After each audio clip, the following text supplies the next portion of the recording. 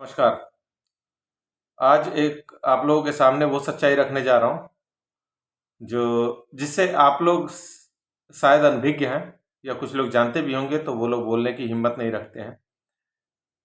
यह बात हमारे प्रदेश के मुखिया योगी आदित्यनाथ जी और देश के मुखिया श्री नरेंद्र मोदी जी, इन लोगों को भी जानना बहुत जरूरी है क्योंकि यह इन्हीं लोगों की देखरेख में होता है और उसमें हो रही है धांधली। किस तरह की धांधली हो रही है वो मैं आप लोगों को बताता हूँ। सबसे पहले मैं चलता हूँ यहाँ पे प्रदेश में, गोरखपुर मेडिकल कॉलेज में, जिसमें डॉक्टर कफील को योगी जी ने और उस समय की मीडिया ने जो तहलका मचवाया था, उसको पता नहीं क्या क्या किया, उसके खिलाफ तमाम एक्शन लिए गए। आज उन्हीं गोरखपुर मेडिकल कॉलेज में हिंदू डॉक्टर, अब वो तो मुस्लिम था तो जाहिर सी बात है वो गुनाहगार होगा क्योंकि मुस्लिम गुनाहगार होते हैं, ऐसा मैं नहीं कह रहा हूँ, ऐसा माना जाता है। लेकिन जो क्या नाम है, जो हिंदू डॉक्टर हैं जिन्हें भगवान का दर्जा दिया जा रहा है, वो किस तरह से लूटते हैं वो मैं बता रहा हूँ। कुछ दिनों पहले हमारे एक मित्र थे, उनका देहांत हो गया। हमारे साथ बचपन के पढ़े हुए हमारे मित्र थे बेचारे, उनका देहांत हो गया। उनकी धर्मपत्नी, 2-3 छोटे छोटे बच्चे हैं। देहांत के बाद उनको एक पर्ची दिया गया कि ये आप अपनी डेड बॉडी ले जाइए, उसके साथ एक पर्ची लेके आए। उन्होंने एक LIC ले रखा था। LIC जो है, LIC के पास उन्होंने क्लेम करने के लिए ये पर्ची सबमिट करने के लिए लेके गए तो LIC वालों ने बोला ये पर्ची किसी काम की नहीं है, ये वैलिड नहीं है। आप एक काम कीजिए, मैं आपको एक फॉर्म देता हूँ, वो फॉर्म लीजिए और उस डॉक्टर जिस डॉक्टर ने आपका ये पर्ची बनाया है उससे आप साइन करा के और उस पर साइन और सिक्का मुहर वो लगवा के लेके आ जाइए, आपका हो जाएगा काम। जब ये लोग बेचारे अपने पति के और पिता के मरने के बाद बेचारे वो लोग डॉक्टर के पास गए, गोरखपुर, देवरिया से गोरखपुर गए, तो जाने के बाद वहां डॉक्टर क्या बोलता है, इस पे साइन करने के 5,000 रुपये लगेंगे। वह डॉक्टर, हिंदू डॉक्टर जो भगवान माना जाता है, वह एक साइन करने के लिए, सिर्फ छोटा सा साइन करने के लिए और एक स्टैंप लगाने के लिए, जिसका सर्टिफिकेट ऑलरेडी वो इशू कर चुका है, उसी के ऊपर एक साइन सिक्का एक फॉर्म पे करना था, उसके 5,000 रुपये मांग रहा है।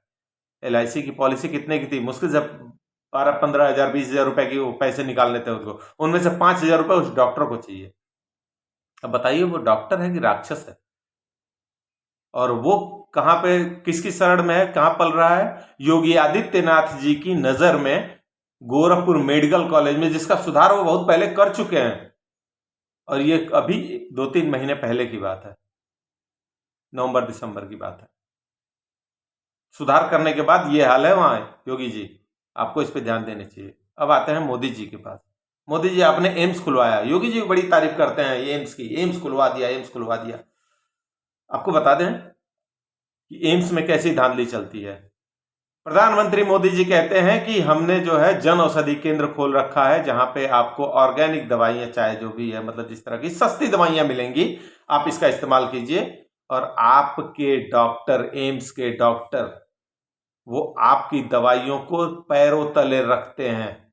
वो कहते हैं ये बेकार है, दवा फालतू है, इसको मत खाओ, फेंक दो। और वो लोग हर पेशेंट को बाहर की पर्ची लिखते हैं और कहते हैं कि बाहर की दवा लेके और उस दुकानदार का स्लिप लेके मेरे पास जरूर आओ, नहीं आओगे तो अगली बार देखा नहीं जाएगा तुम्हें, अगली बार तुम्हें अपॉइंटमेंट नहीं मिलेगा, मतलब देख तुम्हें नहीं, मैं नहीं देखूंगा। तो वो यहाँ पे बाहर से दुकानदार दवा लेके मेडिकल कॉलेज, मेडिकल स्टोर से बाहर, मेडिकल प्राइवेट मेडिकल स्टोर से वहां से दवा खरीदो, उसकी पर्ची लो, वो पर्ची लेके जाओ और डॉक्टर को दो। फिर वो पर्ची का डॉक्टर क्या करता है पता है? वो पर्ची अपने पास रखता है, जाता है मेडिकल स्टोर पे, वो या उसके एजेंट जो भी जाते हो, और वहां से वो कैश कराते हैं क्योंकि उनकी कमीशन बंधी होती है। वो कैश कराते हैं, कैश करा के लाके अपने घर पे रखते हैं। ये डॉक्टर है कि घूसखोर है? और ये सब गोरखपुर मेडिकल कॉलेज हो या गोरखपुर एम्स हो, ये सब योगी आदित्यनाथ के नाक के नीचे हो रहा है और उन्हें खबर ही नहीं है। जानते हैं क्यों? क्योंकि उनके पास जो खबर पहुंचाते हैं ना, वो योगी आदित्यनाथ जी के साथ चापलूस होते हैं। वो सिर्फ और सिर्फ चिकनी चुपड़ी बातें बताएंगे, चापलूसी करेंगे, हकीकत नहीं बताएंगे। वो हकीकत बता देंगे तो लफड़ा हो जाएगा भाई। उसमें उन चापलूसों की भी कमीशन खोरी रहती है, तभी तो वो बात पहुंचाते नहीं है। मैं योगी आदित्यनाथ जी से कहूंगा कि आपके पास तमाम जांच एजेंसियां हैं, प्राइवेट एजेंसियां हैं, कहीं भी 2 दिन का काम है, अगर आपसे नहीं होता तो मुझसे कहिए, मैं करता हूं। सिर्फ 2 दिन का काम है, 4 आदमी भेज दीजिए मेडिकल स्टोर में, medical college, Gorakhpur medical college में, और 4 आदमी भेज दीजिए आप एम्स में, और सिर्फ वहां से बस बोल दीजिए कि बस नॉर्मल तरीके से आप जांच करवाओ, और उनको डॉक्टर को दवा लिखने के लिए बोलो कि एम्स में कैसे दवा लिखते हैं वो लोग। वो पता चल जाएगा, दूध का दूध पानी का पानी हो जाएगा। ये डॉक्टर नहीं है, लुटेरे हैं। और मैं कोई योगी आदित्यनाथ जी का या नरेंद्र मोदी का चापलूस नहीं हूं, मैं इन लोगों का भक्त नहीं हूं, मैं सिर्फ और सिर्फ देशभक्त हूं। मैं एक आलोचक हूं, आलोचना करना मेरा काम है। जहां कमियां दिखती हैं मैं वहां आलोचना करता हूं। आपको अच्छा लगता है तो सुनिए, नहीं अच्छा लगता तो छोड़िए, क्या फर्क पड़ता है। जनता तो मरने के लिए तैयार है ही, पिसने के लिए तैयार है, लूटने के लिए तैयार है ही। मुख्तार अंसारी ऐसे बंदूक दिखा के और अतीक अहमद ऐसे बंदूक दिखा के लूटते थे, और यहाँ ये लोग गोलियां दिखा के, लेकिन वो गोली नहीं, ये गोली, खाने वाली गोली, ये गोली दिखा के एम्स के डॉक्टर लूटते हैं। जितना धंधा इन लोगों का डॉक्टरों का चलता, जितना सैलरी देते ना, उससे कई गुना कमाई तो इनको बाहर के मेडिकल स्टोर से कमीशन खोरी में आ जाती है। अभी कुछ दिन पहले मैंने एक वीडियो डाला था कि हिजड़े वो नहीं जो चौक चौराहे पे तालियां बजा बजा के पैसे मांगते हैं। हिजड़े वो हैं जिनको 60-70 हजार, 80 हजार, 40 हजार, 50 हजार सरकार पेमेंट देती है, उसके बाद से ये लोग घुसखोरी करते हैं, कमीशन खोरी करते हैं। ये लोग असली हिजड़े हैं। अभी कुछ दिन पहले मैंने वीडियो डाला था चैनल, आप लोग सर्च कर सकते हैं, आलोचक 1985 चैनल यूट्यूब पे है, उसमें मिल जाएगा आप लोगों को। मैं खुल के आलोचना करता हूं, आलोचना करना मेरा काम है। चापलूसी करूंगा तो फिर क्या मतलब बनता है भाई। जनता को कोई भी चीज, जनता तो बहुत उसमें भाई देखिए, बहुत सारी जनता है जो डर के ये सब चीजें नहीं बताती है, कैमरे के सामने आना नहीं चाहती है, डरती है। मुझसे भी कई लोग कहते हैं, अरे आप योगी आदित्यनाथ और मोदी के खिलाफ इस तरह से बोलते हो, वो लोग उठा के आपको जेल में बंद करवा देंगे। अब मैं कहता हूं भाई, उनकी इच्छा, वो डॉक्टर को जेल में बंद करवाए ना बंद करवाए, मुझे ही करवा दें। अरे किसी को तो करवाएं।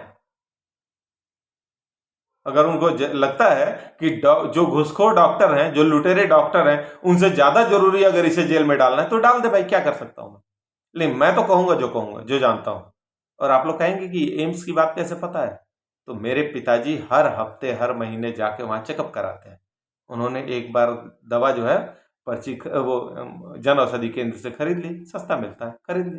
डॉक्टर के पास ले गए, डॉक्टर ने बोला फेंक दो इसे, किसी काम का नहीं है। अब मैं जो दवा लिख के दे रहा हूं, बाहर जाओ मेडिकल स्टोर से खरीद लाओ, मेडिकल स्टोर की पर्ची लाके मेरे पास जमा करना, तभी अगली बार देखूंगा। सीधा बोलते हैं वो। अब बताइए मोदी जी, आपके जन औषधि केंद्र का क्या हुआ, जन औषधि दवाइयां, यानी आप बेकार कर दो। डॉक्टर आपको प्रूव करता है भाई कि डॉक्टर कह रहा है कि वो बेकार दवा है, अब क्यों जनता को बेकार चीजों के लिए प्रेरित करते हो कि बेकार दवाइयां खरीदो। या तो आप सही हो या फिर डॉक्टर सही है, दोनों में से एक सही है और दोनों में से एक गलत है, तो जो गलत है उसे सजा तो मिलनी चाहिए ना। अब कौन गलत है कौन सही, ये निर्णय आप ही करो, क्योंकि भाई आप ही सर्वे सर्वा हो, हम तो जनता है, पब्लिक, हम क्या, हम तो खाली बोलने के लिए आते हैं। तो हकीकत यह है कि आपके योगी आदित्यनाथ जी, आपके गोरखपुर मेडिकल कॉलेज में इस तरह की धांधली चलती है कि एक आदमी मृत हो जाता है, उसके बच्चे और बीवी रोते हुए जाते हैं डॉक्टर पास, तो डॉक्टर कहता है कि मुझे 5,000 रुपए दो तब मैं इस पर साइन करूंगा। अबे उससे पहले तुमने पर्ची साइन करके दी है ना, एक साइन और कर दे, क्या फर्क पड़ता है तो तुम उसी की डेट, उसी की पत्नी, उसी सर्टिफिकेट के थ्रू करना है तुझे।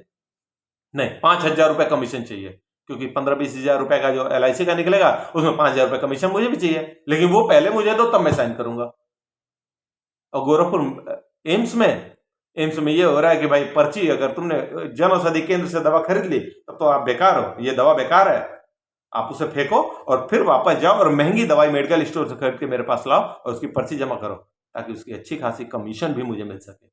दो धांधलियां हो रही है गोरखपुर में। योगी आदित्यनाथ जी आपके नाक के नीचे, आप तो सक्षम हो, आप कुछ भी कर सकते हो,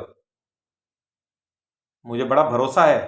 आपके क्या नाम है, आपका जो राज करने का तरीका है, आपका जो शासन प्रशासन व्यवस्था बड़ा अच्छा है, लेकिन यहां चूक हो रही है। ये चूक मैं आपको बताना चाहता हूं, ताकि यहां पे चूक हो रही है आप इसको सुधरवाइए। और भी बहुत सी सारी चीजें हैं। बताऊंगा अगली वीडियो में। हर हर महादेव।